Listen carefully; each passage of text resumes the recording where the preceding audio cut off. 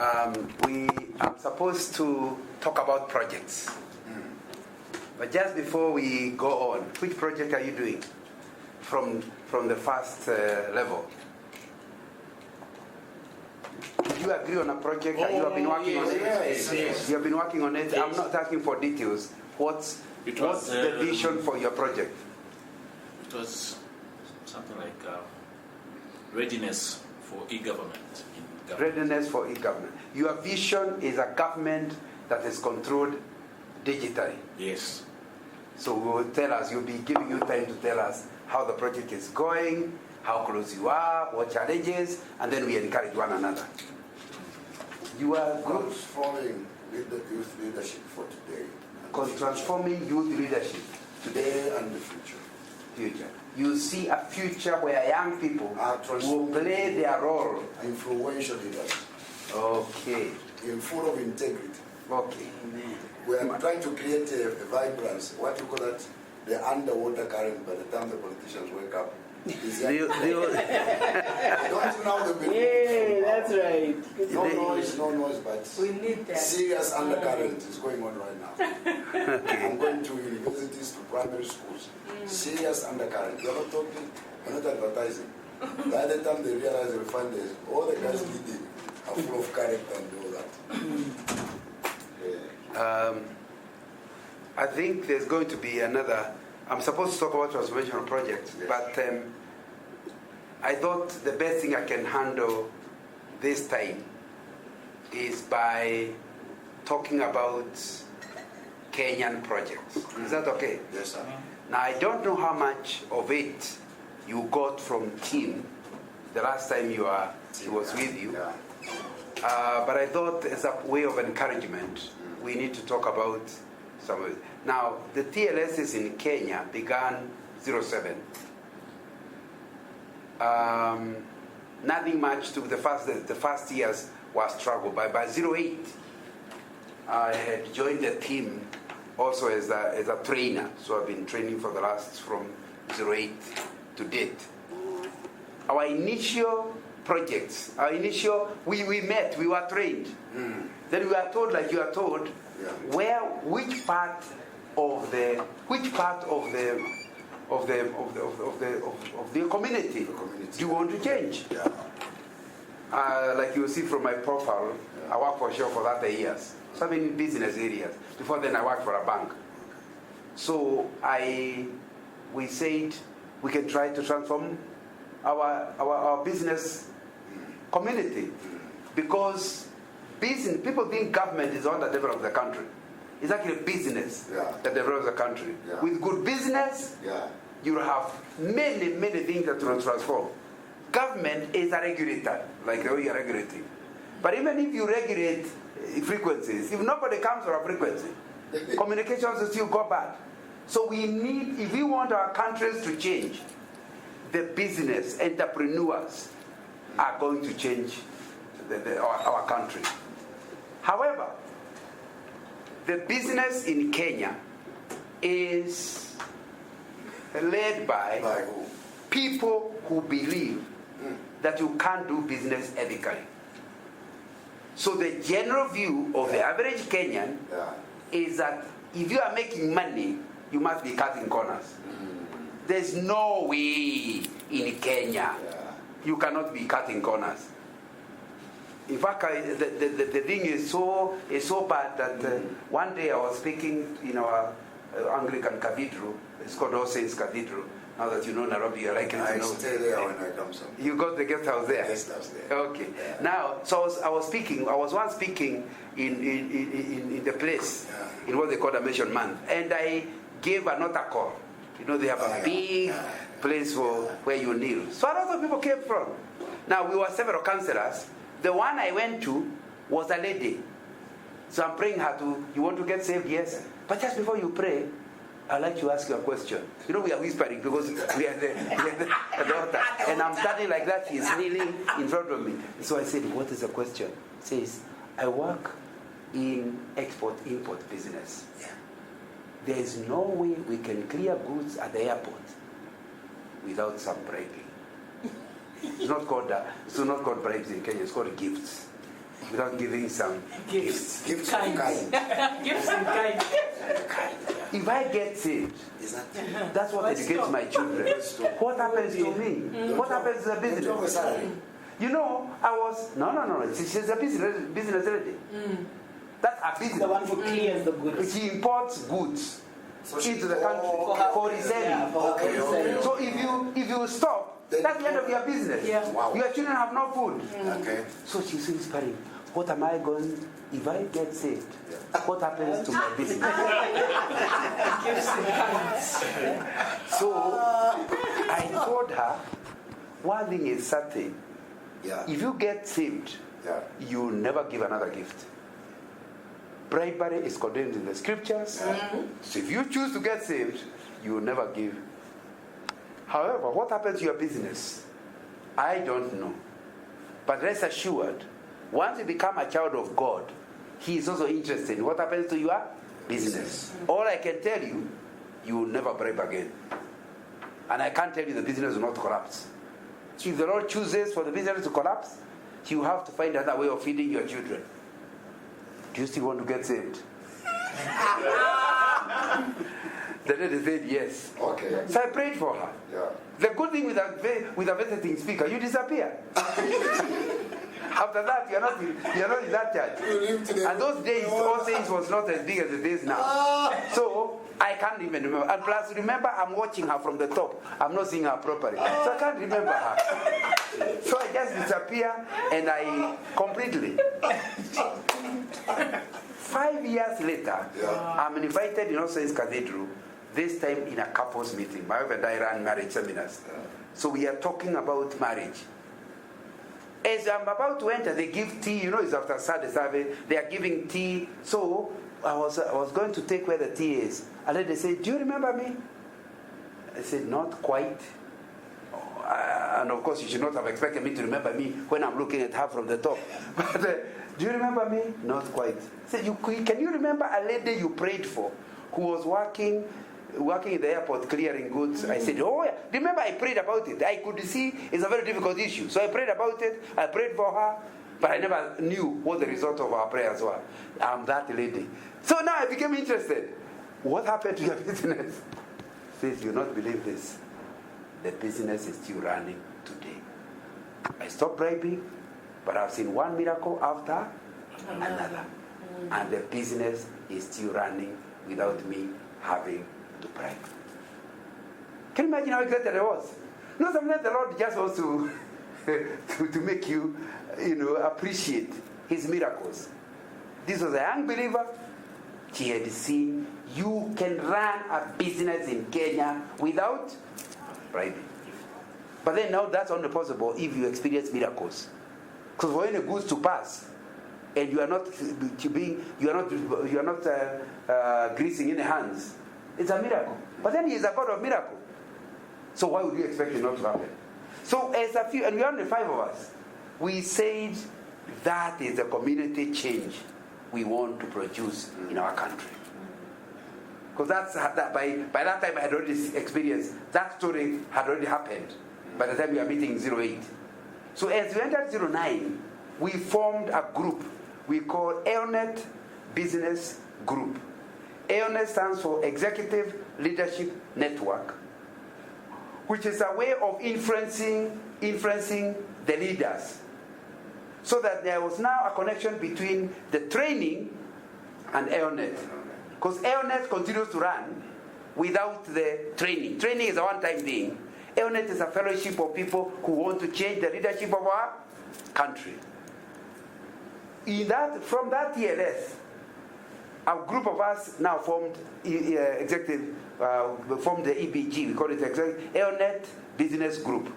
Some other people say, no, that's not our interest. Our interests are these politicians. They are rotten. We must find a way of changing them. So they formed a group they call EONET Governance Group, EGG. This lady has been the chairman of that group for many years. Their work is to see how politicians can change. Before our last elections, they had prepared a syllabus which they went all over the country talking to the electorate, I think it's not that English, electorate, giving them a CV of a good leader. And they organized with another group called God Bless Kenya.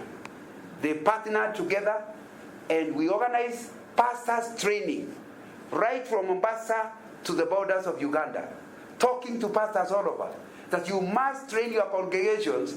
Don't tell them who to elect. Just tell them how somebody to elect looks like. And we went through the syllabus as a way of influencing them. Then they also have prayer breakfasts, where they call the parliamentarians to a place and pay for them their breakfast, and then discuss the issues that politicians should be discussing. And they have regular meetings also with the people interested in politics. And that group is going on like that. Then there was a third group. He says now, for many people it's too late. Let's go for the young people. And so they call themselves EONET Mentoring Group. And they go to universities and schools in order to discuss with young people how not to copy their parents in terms of leadership that is without ethics.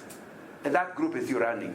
Not too long ago, after several TLSs, a new group has sprung up, which is called EONET Wealth and Job Creation.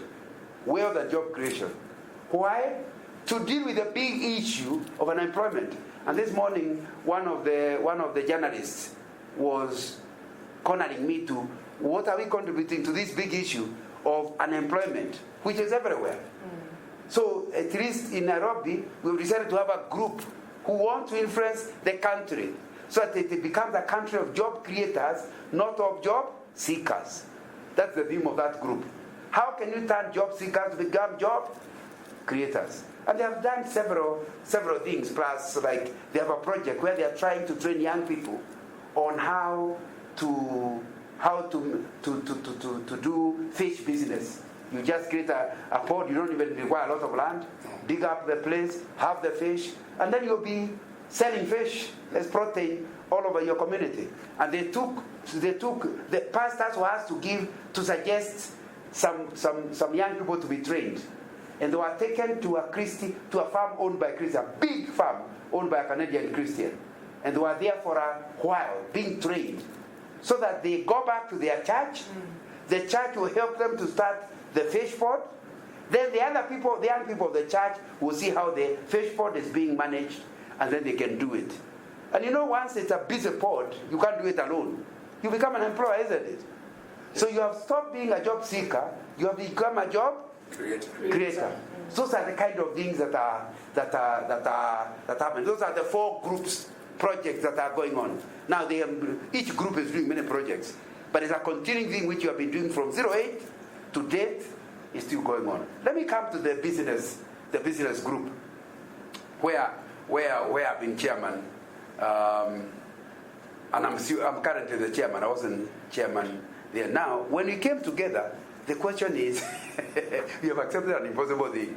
How do you change the business community into an ethical community? We decided, before we just assume that this problem is as big as we are claiming, why don't we do a research? So we selected 15 businesses whose CEO we know is a church attender. Somebody who claims, even if he is not the at least he claims to be. Yeah. So we went through them. We prepared a questionnaire. It happens that Tim at that time was doing his PhD. Okay. And so it was very easy to make questionnaire because that's what he was already doing. Yeah. Sorry? Tim was doing his PhD studies. Okay, so that time, 08. Questionnaire. Yeah, so making questionnaires was not a big issue for him. So we did a questionnaire, then all of us in the team decided to go visiting. We allocated the various business to each person. So I went to one, Tim went to another, somebody else went to another, then we collected data. Then we now called all these CEOs to a meeting in a place called Nairobi Club, where I happened to be a member. So we thought it can be a place where people can meet together. And we gave them the results. The results were simple.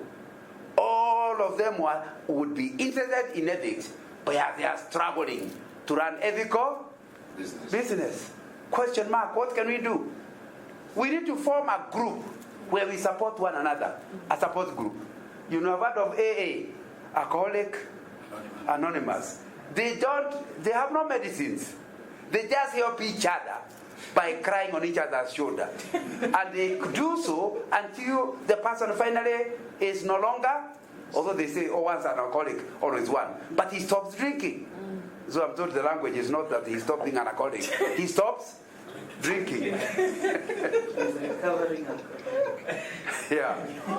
Now, so we said similarly, if the struggle is so difficult to run ethical business, we need to form our AA, a business leaders forum, where each month we come together and share with each other the struggles we are going through and the discoveries we are getting on how to run an ethical business.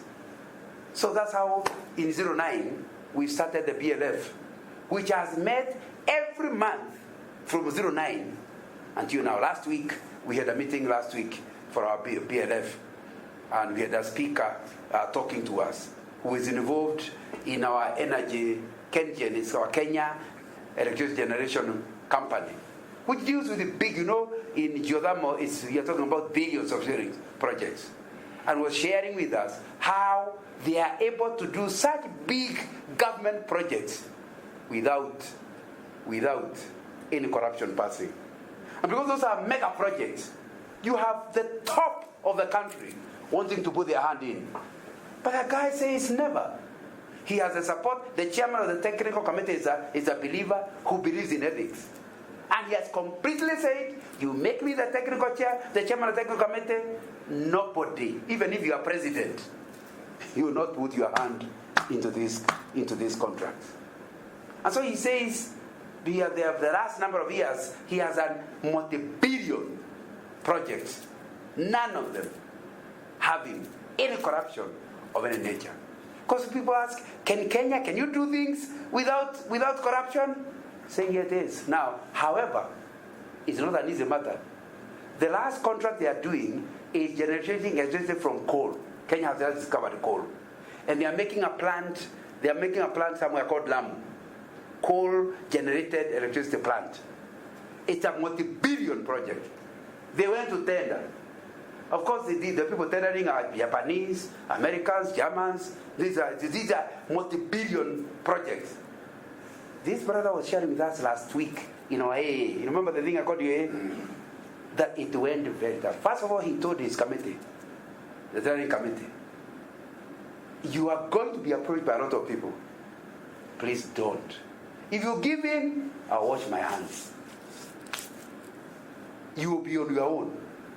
If we work together and fight all these people trying to make us crooks, if there are any questions asked, the chairman accepts to be held accountable.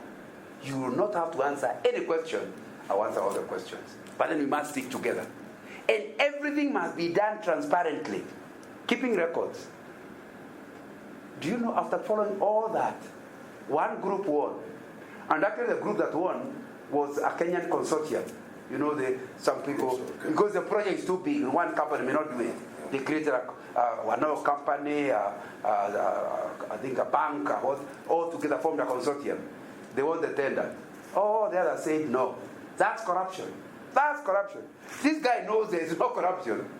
But the only way to ensure the project, and the tendering, the procurement system in Kenya has become so complicated, you are allowed to take the matter to court. In fact, they took it to an appeal. Even that one, they did not favor them, they went to court. This guy says that's not the only thing. He had to go to the house on the hill. You understand what I mean? And he says he went there, he had prepared a presentation from step one right to the final step. This is what we did. This is how the guy was picked. Tell me, what could I have done? So unless the big guys tell him to be corrupt, they could see clearly there is no corruption. The matter went to court. Now in court, he presented to the court exactly the steps he had taken. What happened? He says during the break in the court process, the company that had taken the matter to court, the one that was defeated during the process, the white man came to him. He says, that was a wonderful presentation. I can tell you one thing I know. We have no case in this matter. Yeah. He says, with the owner of they already had employed the toughest lawyers in Kenya, the ones that appeared. And they were really arguing. There must be corruption. But the owner of the project says no. And so the young man, this manager told us, I no longer needed to face the lawyers. They were fired by the employer. Because the guy said, we are wasting our time. We have no case. And so finally, the gathering committee gave is the one now doing the plant. We have you here, and I can give you many testimonies.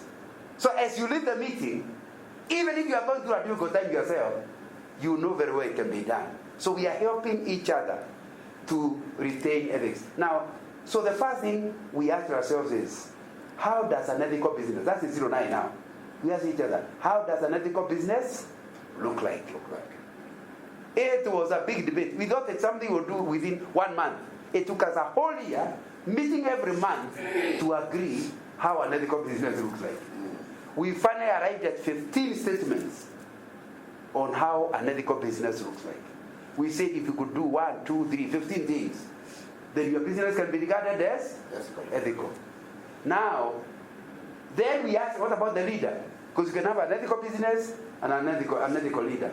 We also developed 15 statements that describes, for examples of them, for example, if you are talking about a leader, we argued, if a leader is really ethical, who is one person he cannot fail to be faithful to? His wife.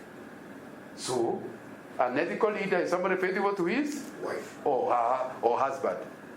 Now, that's not for the business. That's for you. Now, and once we debated them, we finally agreed. Because some of them are very complicated. For example, one of them is an ethical business pays fair salaries. We say that's a dangerous one. There are no employees who ever accept they are being paid well. If you put it there, all of us will be unethical. Says no. But can we agree that if you are really ethical, you can't pay your houseboy a salary below the minimum wage. You cannot be calling yourself ethical. So, although after a lot of debate everybody agreed, you really cannot be called ethical if you are not paying a reasonable salary. So, now we know how an ethical business looks like. The next step was to say, you can't ask somebody, is your business ethical? What answer will you get? Yes. If you ask anybody, is your business ethical? What answer will they give? Yes. But you know, even the owner of the business doesn't know whether his business is ethical. A lot of the corrupt things that happen in your business, the top guy may not know. Would you agree with me? So we devised a system of assessing business. So I've told you the first thing we are doing is a BLF, Business Leaders Forum. We influence each other. The next project we started is assessing ethical business. Against the 15 statements, you allow us to come to your business. When we come to your business, if you allow us, we ask you to give us no less than 30 people that deal with your business. You will give us 7 suppliers, 7 employees, 7 customers, 7, about 30 minimum. This is a minimum. You can give us more. About 30 people who deal with you, and then including your board members, people who are your board members. Once you give us those people, we ask them to assess you as a business against the 15 statements. If 80% of them say yes to all the statements, then you are ethical. If below 80, then you are unethical. Now, then we now ask for you as a leader whether you are ethical. Again, we ask you to tell us who your wife is. Wife is a must. Spouse is a must. You must give us the contact of your spouse. You must give us a contact of your children. But the child must be above 10. We don't interview children below 10. You must give us your relatives, your people who know you. You must give us your friends. You must give us accounts you handle for your company. There are certain contracts the CEO handles, isn't it? You give us those. After you have given us that, for the CEO, we are willing to come up down to 20 people. Now, if you give us those 20, we go to them, and they say yes to all the 15 investments, at least 80% of them. Then certainly we say you are an ethical leader. Then, once you are declared an ethical leader, we have a ceremony. We'll be having a ceremony in June, where we call the press, we call everybody, and announce you as an ethical person. And put your name on our website. We give you something called Aeronet Mark of Ethics for a company that has qualified to be ethical. Of course, it will show you. Anybody who wants a lawyer who is ethical, go to our website. Anybody who wants a trader who is ethical, go to our website. However, it's not easy. Why? When you go to the website and your name is put there, we say, even one of the following, you are dealing with one of the following and they are ethical, please write to the confidential line or call this confidential telephone number. So if you allow yourself to go there, you have opened yourself to accusations. Because now the information, you say, but they are going to spell my name. You say, no. The fact that somebody says you are unethical, we are not going to say you are unethical. We will now, the team of assessors will investigate why that was said. If we discover that you passed last year, now you have become unethical again, we remove your name out of the website. So, and every 6 months, we will visit you to find out whether you are still being the way you were. After 2 years, we repeat the whole process again. That's the only way you can retain your name on the mark of ethics. What are we after? Our vision is that in the short term rather than the long term, every Kenyan will know a business that runs ethically.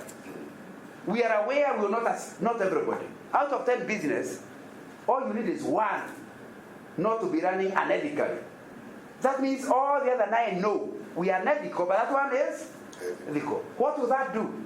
It will cause these 9 to know there is an alternative. Because a lot of businesses that are unethical think there is no alternative. What can I do? Like that lady at the altar. What can I do? What will happen to me? That they need to know that that guy is in our industry. He has not collapsed. And yet he is not unethical. That's really what we're aiming for. And our interest is not Christian businessmen. We are after all business, non-Christians, Muslims, all of them. We will use the same criteria. Of course, the criteria is borrowed from biblical principles, but you don't have to be a Christian. The principles are all the same for all business, for good governance or ethical governance. So that's what we are doing. So the first project is BLF. The second one is the one for assessment, and then they giving you the mark of it. The third one we are doing, which we have started doing, is to go from church to church, asking the pastors to give us the business community. Because if you are on a meeting, in the Nairobi club, it's an executive place, isn't it? Yeah. Not everybody will come, but they are there in your church, and they are claiming to be Christians. Shouldn't they be running their business ethically? No, we went to one of the big churches in Nairobi, among the first business churches to go. I made my presentation, and we are 3 of us from the Business Leaders Forum. We gave our presentation. During question time, one old man, I'm in my 60s, he must have been in 70s, because he's older than me, put up his hand and said, and by the way, the pastor was in the meeting, although it was a breakfast meeting, the pastor was there. He said, thank you for your talk. Yeah. We can see the ethics, the way you define ethics, but first of all, did you check the ethics that operate in business in Kenya? Those kind of ethics you're telling us don't operate in Kenya. Here we have Hindu ethics, Muslim ethics. Those ethics don't work. You cannot expect us to survive in business with those type of ethics. I really congratulate the man for the audacity. Because to say before his pastor what he was saying, I thought very daring. When it came to answering the question, I told him, I'm very happy. Mzee is the name for respect for somebody you respect older. Mzee, I'm very happy because I know you have done business much longer than my life. I mean, he's somebody who has done business for much longer. And you are right. It is not possible to do business in Kenya with those kind of ethics. But my question is, are all those points in the Bible? Yes. Should we be coming to church on Sundays? We will give notice to the pastor because we don't want to waste our time. What he teaches us on Sunday doesn't work on Monday. So why should we waste our time on? Coming to church On Sunday? Because basically he's just talking nonsense. Yeah. He cannot operate in industry. So let's close our churches. Of course, now that changes subject. They're not after closing the church. But why would you be drama? Yeah. Why come to church? Why come to church? If you cannot, the things you are being told What cannot be applied? cannot be applied That's in my question. Right? industry. Let's close it, yeah. Fortunately, there was another one of the top lawyers in Kenya was Madam Molonga. Was one of the old men in the meeting. He's much older than me. He put up his hand. He has gotten saved in old age. He was not saved when he was young. But he's boiling with it. He said, what you have been told clearly is difficult. I agree with the sentiments. However, the Bible says, what will it profit a man to gain the whole world and lose his life? Even if you continue and business succeeds, you are still going to hell. So, and before the judgment seat, nobody will go with other businesses. It will be you on your own. your personality. So you don't worry what the others are doing. Yeah. What are you doing? Your character. Yourself. I felt he's answering the question better than me. Now, that is the kind of thing we are talking about. Last Saturday, not last Saturday, this Saturday, not the day before yesterday, the one before last Saturday, I was speaking yet to another one, Rich People's Church, where a certain class of people go. Yeah. They again, I speak in many churches. Yeah? So you don't know one here? No. Okay, see me afterwards. You don't know there are certain churches that where, you don't know there are certain churches where there are certain churches where you go and the cars outside look like more than the people inside. You wonder who is in all these cars? Because the cars look more than the congregation inside. Now, but anyway, there are certain churches of that. So anyway, so I make my presentation the same way because we are going from church to church, passing this message. It is possible to do ethical business in Kenya. And that you don't require everybody to be involved, we require examples. What people are lacking is examples. Where in your industry, you set an example. Yeah. After it generated a lot of debate. Then time was up. It was Saturday morning breakfast. So by 10 o'clock, we were already wanting to go away. So it's getting almost to 11. So one old man who is a former assistant minister in the Kenya government, but now he's an old man. And he's a businessman. Asked the MC, are you through? He said, no, I'm doing a few things. He said, when you are through, I would like to talk. He did not want to participate when others are talking. He waited until the end. Just like the other church, he said, I'm very impressed that there are people who are thinking about the help of our country with ethical business. However, my suggestion would be you think again. With the country being as corrupt as it is, our leaders totally corrupt. You are telling people to try to do ethical business with that kind of climate, you are starting the wrong way. First of all, sort out the leaders, our leaders. Once they are ethical, then it will be easier for other people to become ethical. Of course, the message was clear. Yeah. You are just a dietitian. What you are discussing cannot happen. Now the trouble is, the meeting had already ended.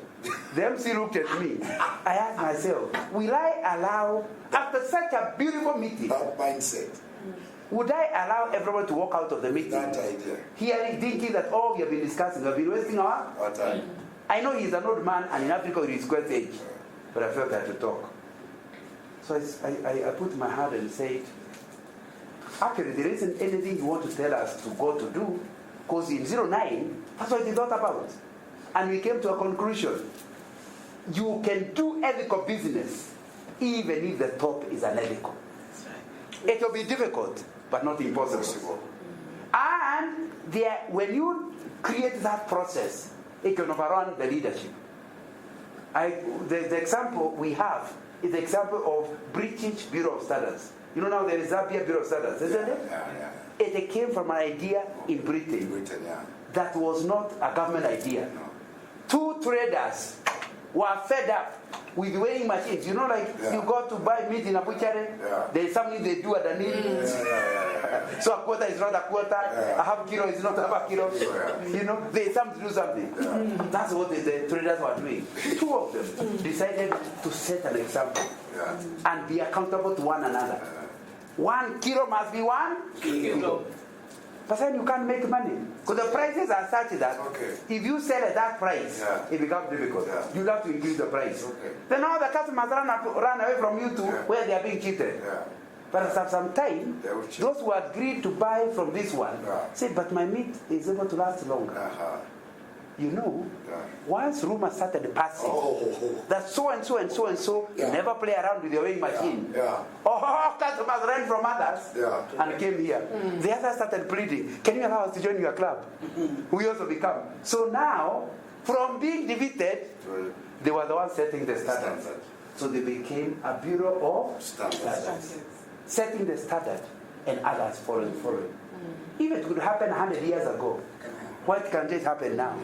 When you start small, who wants to be cheated?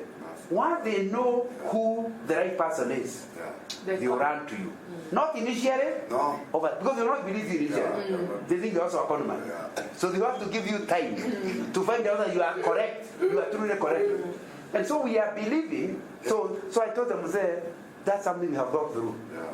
The more you call other people corrupt, it gives you power to be corrupt too. Because your argument is, what can I be? But stop being corrupt yourself.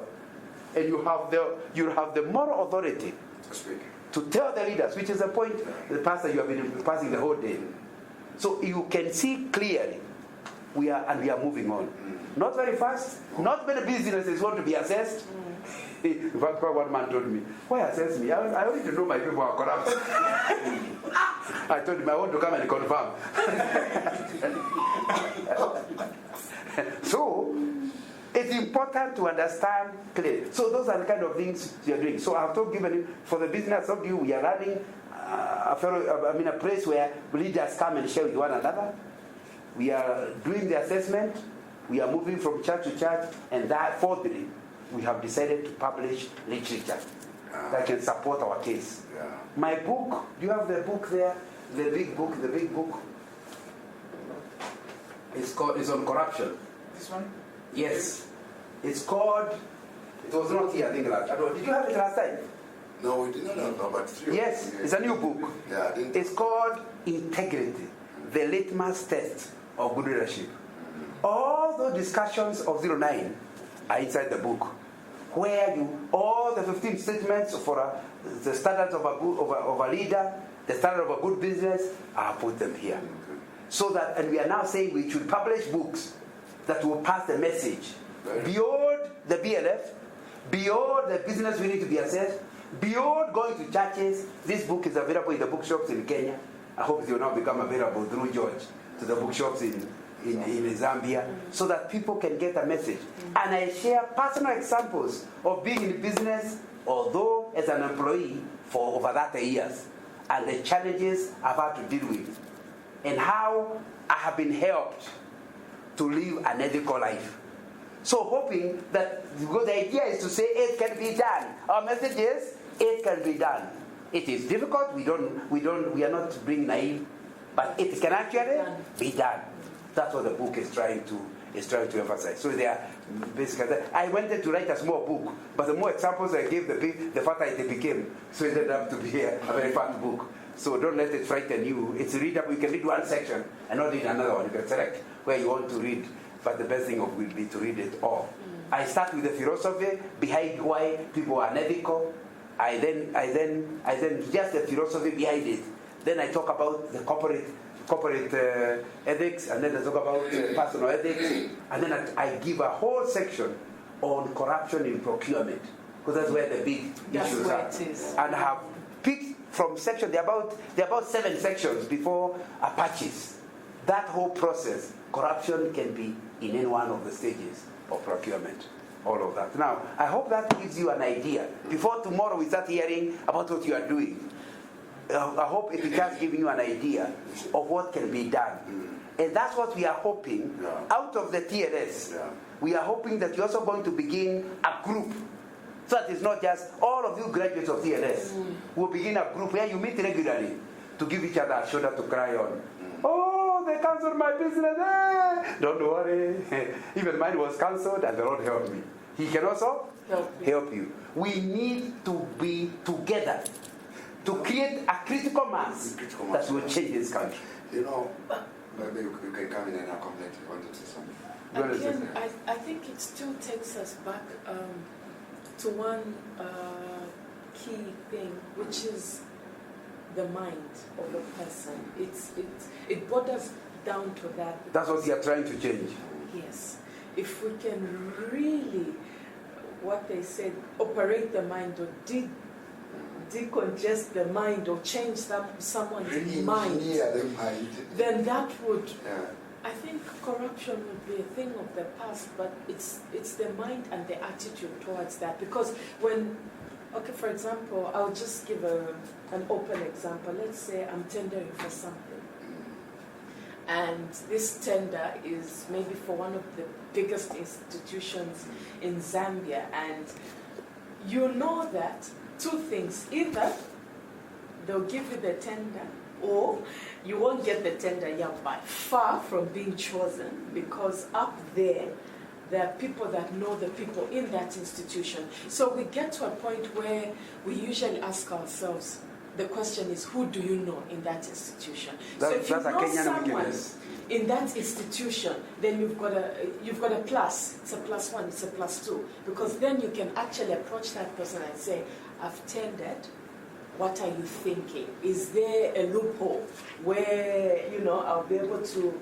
And I'll look after you well. Yes. If you tell me, I'll look after you well. Yes. So it's, again, then on the negative part would be, I don't know anyone. So what must I do to want to be on top of the tenders that will probably be considered? So it's a lot. It's a fighting battle, really. So coming up to here is the problem. I think as I'm listening to you, and I look at myself as a church, there we have failed. Because in Zambia, a policeman goes to church. Yes. Judges go to all procurement officers. All procurement. They go to church. On Sunday, they're in church. Yes. So the question is, like that lady, what are they getting from church? Because the definition of church has tremendously changed. As a result, the church doesn't know its purpose in the earth. So we're in a big, and that's why it's important for us to mobilize these things. Now, for example, these things when it came to me, because about 10 years ago, this is why I left this big organization about 14 years ago. They were good people. They took me to school. I got a degree with them. And you are still thankful. I'm still thankful for helping. But when I looked at what we're doing in these churches, it doesn't fit in. When I read the Bible, God is very developmental. God is progressive. So now one of the things we've done, because one of the problems the people in the church, or the Zambians or the Africans, is this idea of job, the definition of job creation. Everybody wants the government to give them a job. So one of the things we've done, we said, okay, let's make a model in our church. This is why I'm doing this training and governance.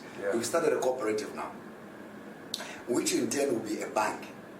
And I'm glad I'm hearing about all these ethics and it will help me really to push this. So what we've done is we've brought a consortium of business people in our church. We want it to be a role model that other Christians finally will come to this thing. But it must be run ethically. So I've started at my own level first of all.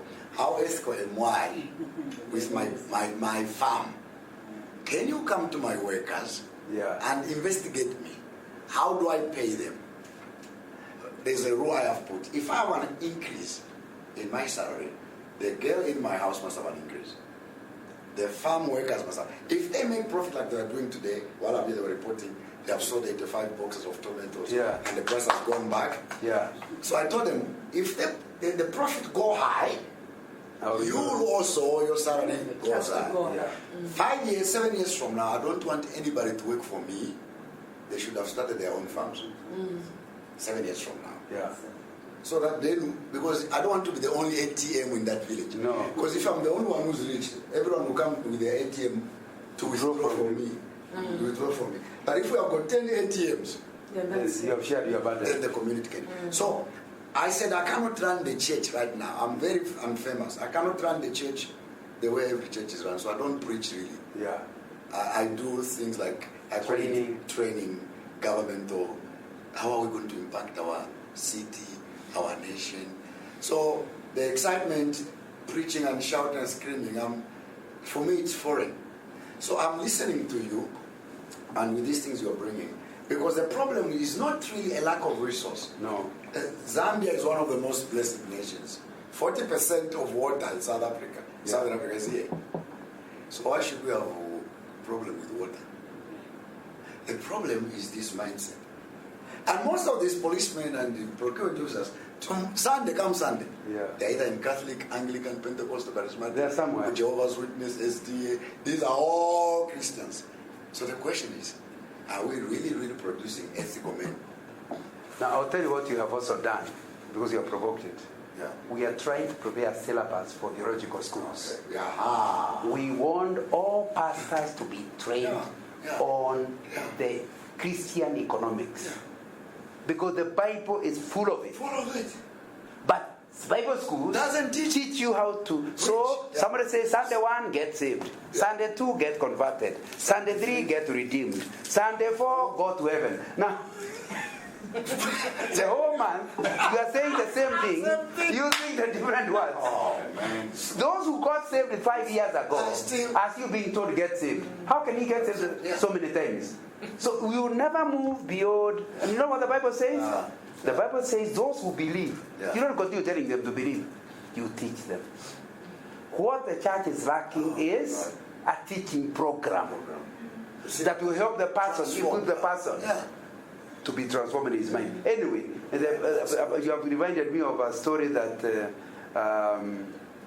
somebody called Mageria in Kenya used to give. He used to be he's now an old man, but he used to be the chairman of ASK, Agricultural Society of Kenya, who brings all farmers throughout the country. It's a Christian, ASK. It used to be there even in colonial days, but they are the first people to take it over, and he became chairman.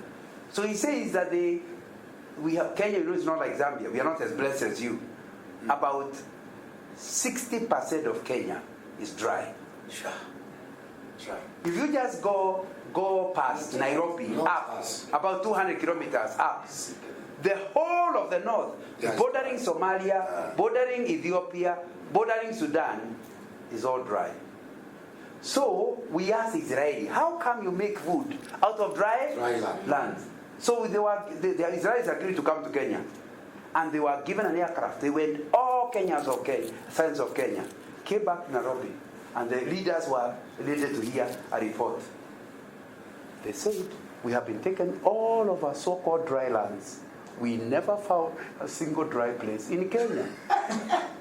There's water under the dry land. There is water above, water on the other side, water in that. How can you call that dry? Dry land. What we suspect are dry minds. Oh, my God. Because Israel is much more drier than Kenya. But you can't. And you know, they offered to start a farm. I've been there in Garissa. They started a farm where I went there when I was in charge of aviation in the 80s. And because the aircraft that go to that section is far up in the north in Kenya, my customers used to go there. So I had appointed a dealer to take aviation drums so that he can give the aircraft. So I had to go to see that he's doing a good job. So the place was so far those years, the company had to hire an aircraft for me to fly to Garissa. I flew to Garissa, And as I was doing my job, I was told, you know, there is a farm here that can produce better than where you come from. I said, what? They took me to a farm that was begun by the Israelis. Wow. The bananas, I have never seen bananas of the size that came from the dry land. Because the river was not very far. They just put equipment, pump the water That's the same into a farm. The same land in Kenya. The same land that is so dry, we give them food every year. So are you getting my point? So they were right. They suspect? Dry land. Dry mind. I don't know what you suspect in Zambia, because in Zambia we looked at the air and we are saying with her, everywhere is green. Everywhere it seems like you can grow crops any inch. That's not like Kenya, but we need to be more fertile in the mind for us to be able to deal with the harder areas. So you can see we have a job to do, isn't it? Yeah. And it doesn't require all Zambians. No, it doesn't. Remember the 2080 rule. 20% influences 80%. You don't require more than 20% to change a community. You only require 20% to change the whole community. Now, it's time to... It is 3 o'clock, already after 3. Have I communicated? Yes. Okay, then we'll leave it there. So tomorrow, we hope, God willing, you can talk about how do we make that happen in Zambia. And you know, I keep arguing, God does not hold you responsible for the results. He holds you responsible for the seed. Remember, you are the one to plant. You are the one to cultivate. Only God gives the increase. So we need to come to where we ask, what are we doing? You know, that can change the country. And then the bad thing, they can never change. That is God's responsibility. But we need to do our bit. So thank you very much. I had some information here. I can show it tomorrow if necessary, but there's a story, some notes I had. But I thought it's better to share it like a testimony than to start reading some notes. So thank you very much, and God bless you.